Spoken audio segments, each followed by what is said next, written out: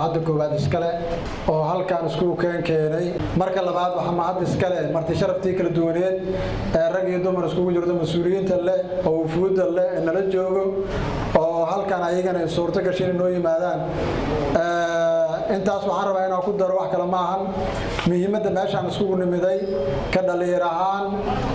gobolka waxay tahay wax kale ma ahan waa aayaheena iyo danteena markii loo soo laabto beesheena runtii taasi waxa waaye waa la muhuraan inaan wax iska weydiino maanta meeshaan joogno meeshaan u socono iyo waxaan biriigsanayno Soomaalidu waxa la yiraahdaa maama waxa jirto maalintii waa aabba hooyadii waa habeenkii waa hooyo mo meesha u joognaa waxa waay meel kor anaga artina laakiin maanta waa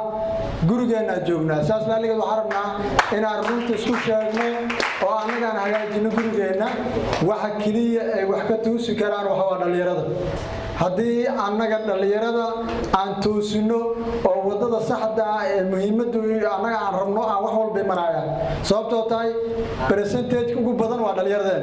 percentage kale ugu badan dhalinyarada hadaan waxa rabnaa kaliya annaga waxaan hagaajino oo aan qorno oo aan yeerino la qaato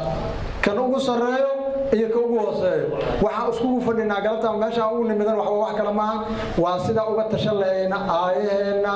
sidaas si lamid aan u gaarno horumarka kana dheeraan lahayn isqabsiga iyo waxyaabaha aan meel lahayn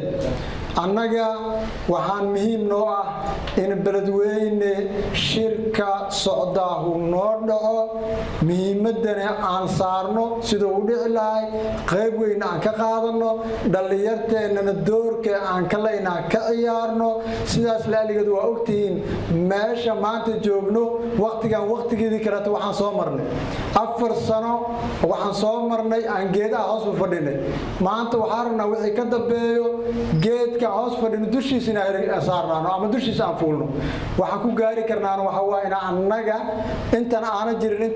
jirin wixii annaga aan meerino la qaato dhalinyarteena ayuu go'aanku ka go'aa nimay waxa rabnaa waalidaana dhalay kana dhalay waa aabaheen hadaa gacanta soo qabano inta keen wax walba way noo toosaya nimay marka waxa rabnaa galabta isku nimado muhiimaddu ay tahay waxa wax kala maahan